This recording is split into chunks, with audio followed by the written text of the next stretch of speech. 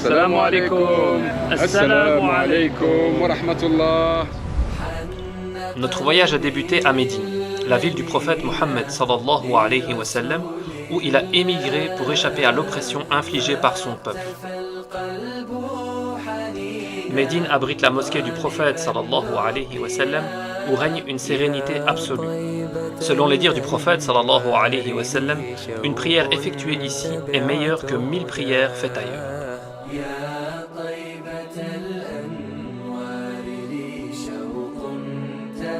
Nous avons visité le site des vestiges de Uhud, le théâtre de la célèbre bataille entre les musulmans et les associateurs. Cet endroit laisse une empreinte profonde dans le cœur des croyants, car c'est là que les musulmans ont subi leur premier revers, et de nombreux compagnons sont tombés en martyrs. Nous avons également gravi le mont des Archers. Le prophète, sallallahu alayhi wa sallam, avait positionné 50 archers pour protéger l'armée. Malheureusement, leur désobéissance à l'ordre prophétique a permis à un bataillon de l'armée adverse de contourner les lignes musulmanes, entraînant une situation difficile. Peut-être consacrerons-nous une vidéo à cette bataille un jour. À Uhud se trouve également l'endroit où les martyrs ont été enterrés, y compris Hamza radiallahu anhu, l'oncle du prophète Mohammed sallallahu alayhi wa sallam.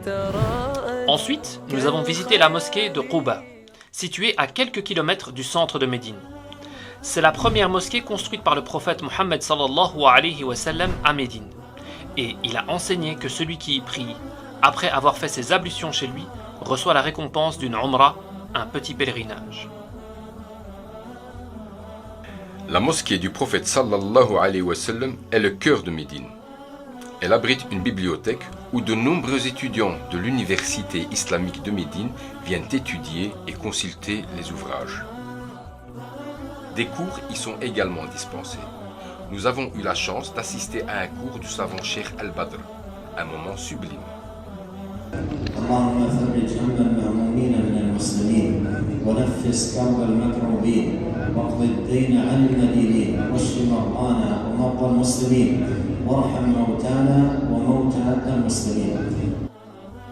Autour de la mosquée, divers musées modernes valent le détour, dont un musée sur la vie du prophète sallallahu alayhi wa sallam, un sur le Coran et un autre sur l'évolution extraordinaire qu'a connue la mosquée du temps du prophète sallallahu alayhi wa sallam jusqu'à nos jours.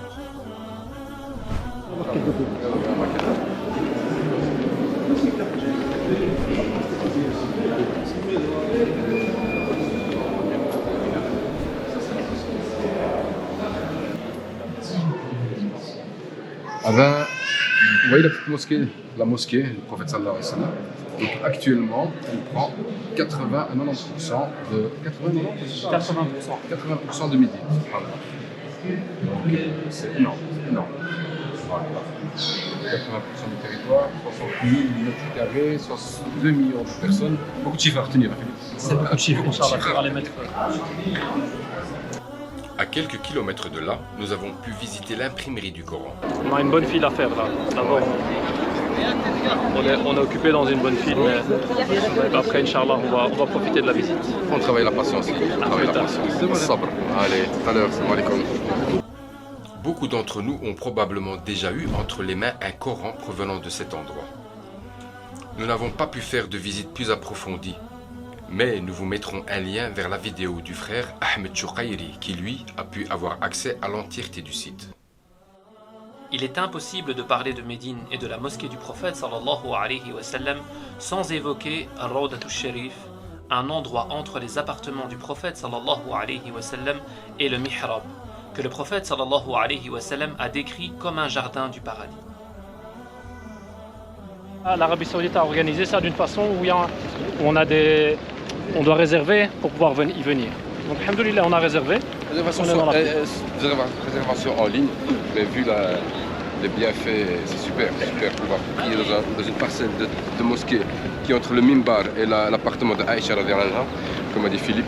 une parcelle du paradis. Qui n'espérerait pas y prier? Et en plus, on ira aussi visiter le prophète sallallahu alayhi wa sallam, Abu Bakr et Omar radiyallahu anhum wa radu anhu. Masha'Allah. On est au parking. Non, voilà, on est parqué, donc il y a plusieurs secteurs. Le parking, on attend notre tour. Mais c'est un moment. Comme les troupeaux. Sachant où on va aller, Philippe, je suis prêt à. Il n'y a pas de problème. Alhamdoulilah, on peut attendre ration. On peut attendre ration. قد جمع الإحسان بالحكمة والصدق زدانا وبه ظهر الحق وبانا. Après notre prière à Rawda, nous avons salué le prophète sallallahu alayhi wa sallam ainsi que ses deux illustres compagnons, Abu Bakr et Omar radiyallahu anhuma. Un moment empreint d'émotion. Un aspect spécifique de Médine est la prière mortuaire, qui suit presque chaque prière. Les défunts reposent à Al-Baqi', le cimetière situé à côté de la mosquée prophétique. C'est un lieu modeste, sans artifice ni décoration, mais empreint de simplicité et de profondeur spirituelle. Il y a plus de 10 000 compagnons qui sont enterrés. Allah soit satisfait d'eux. Et encore maintenant, les gens sont enterrés régulièrement. Donc il faudrait peut-être savoir aussi qu'avant l'enterrement et le cortège funéraire, il y a eu une prière. On a prié sur la personne, on les a enterrés, les trous étaient déjà faits. Ce qui m'a impressionné, c'est qu'il y a plusieurs étages. En fait. C'est comme un L, en fait, le trou. Le défunt a été rentré vers le trou qui a été fait. Ensuite, ils ont posé des briques et un deuxième corps a été posé sur les briques et là, ils enterrent le tout. Rahimahumullah. En tout cas, ça fait beaucoup d'émotions. Et franchement, pour nous musulmans, c'est un honneur, mais immense, d'être enterré ici auprès des compagnons. Et des compagnons, des tabi'in, un nombre de ulama aussi exceptionnels. Et alors, beaucoup de gens, les gens qui meurent ici à Médine, sont enterrés ici à Médine. Tout à fait. Et sans compter qu'on est le voisin du prophète sallallahu alayhi wa sallam qui est pas très loin. Sallallahu alayhi wa sallam. Phil, tu fais quoi pieds nus là?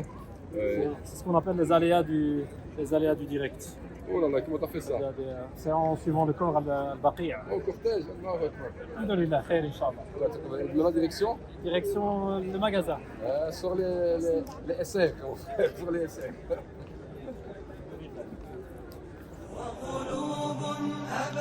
Par après, le moment des adieux a sonné. Départ vers la Mecque pour faire notre petit pèlerinage, notre Umrah. Assalamu alaikum. Voilà Philippe, nos amis nous voient sous un accoutrement assez étrange pour certains. Donc on a mis le hizab et le rida.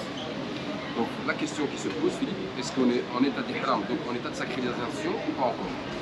Alors pas encore, parce qu'on est encore à l'hôtel de Médine pour le moment. Et que donc on a déjà mis nos vêtements pour la sacralisation, mais on n'est pas encore en état de sacralisation. L'état de sacralisation, c'est au moment où on passe à côté du miqat, en fait, de la station où on se sacralise. On ne s'y arrêtera pas nous parce qu'on va avec le train, donc on passe à côté. Et à ce moment-là, on aura l'intention, et on la dira aussi, de faire la Umrah et on sera officiellement en sacralisation. Et là, il y a une série de règles à suivre. On ne peut plus se couper les cheveux, on ne peut plus se couper les ongles, on ne peut plus se parfumer, on ne peut pas se couvrir la tête pour les hommes. Chasser le gibier, ça nous... Chasser le gibier, ça nous ira. Okay. Nous avons rejoint Mecca en train à bord du TGV Haramain. Masha'Allah, très pratique. Moins de 3 heures de trajet au lieu de 8 en bus. On a donc d'abord revêtu nos vêtements de sacralisation, le ihram. La sacralisation ne se fait qu'à un endroit donné qu'on appelle le miqat. C'est à partir de ce moment que le musulman doit répéter la talbiya.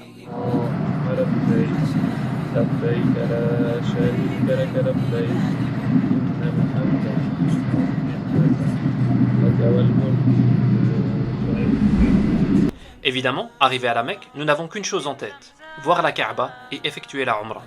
Un moment d'intimité avec notre Seigneur que nous avons préféré ne pas filmer. Salam alaikum. Éprouvant. Alhamdulillah, la sueur elle est là. Masha'Allah. Alhamdulillah, on vient de terminer. Donc on a fait le tawaf, c'est tout. On a pris 1,4 km. 1,4 km. On a pris 2 rak'at. Maqam Ibrahim. C'est du Maqam Ibrahim. On Comme on pouvait. On a bu de l'eau de Zemzem, alhamdoulilah. Masha'Allah. Jusqu'à satiété. Aussi. Ouais, sur la tête dans les On s'est rafraîchi aussi. Alhamdoulilah, on a fait Safa Marwa combien de kilomètres? Moi j'ai pas retenu. 2,8. 2,8. Ouais, 2,8 km. Safa, on fait des doigts, il y a une doua spécialement légiférée avec qui on fait des invocations, Marwa, etc. Et ça, 7 fois. Alhamdoulilah, en courant dans la partie. Et maintenant, vous savez quoi? La boule à Z, mes amis, la boule à Z. Une fois les rites de la Umrah terminés, nous devons sortir de notre état de sacralisation. Pour cela,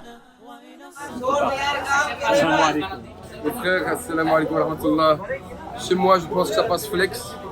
Mais là, je vois, ça fait un petit problème. Chez toi, c'est pas mal aussi. Hein, C'est vrai? c'est pas mal aussi. Je crains que tu vas faire pleurer aux enfants, Philippe. Inch'Allah. Tu vas dormir au couloir. Sallallahu alayhi wa sallam. Voilà, les frères, maintenant, c'est désacralisé, alhamdoulilah. On peut retirer tout ça, On peut enlever tout ça. tourner à la vie, Et je peux continuer à ronger mes ongles. ranger les ongles. Et voilà, alhamdoulilah, on a fait l'Umrah. On demande qu'Allah subhanahu wa ta'ala accepte cette œuvre pieuse.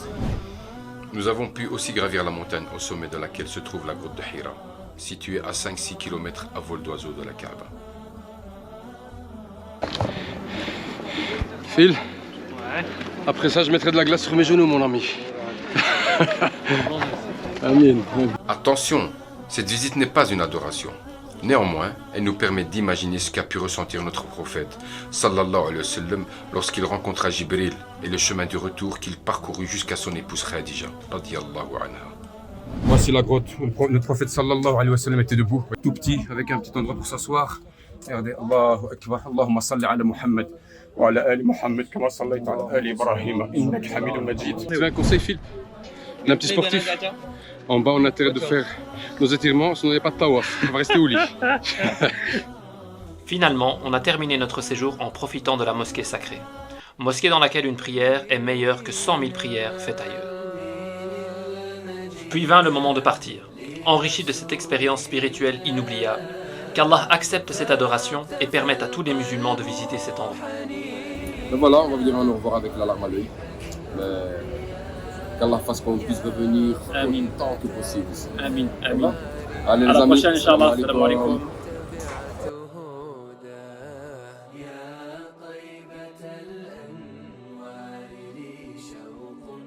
تبعت هداه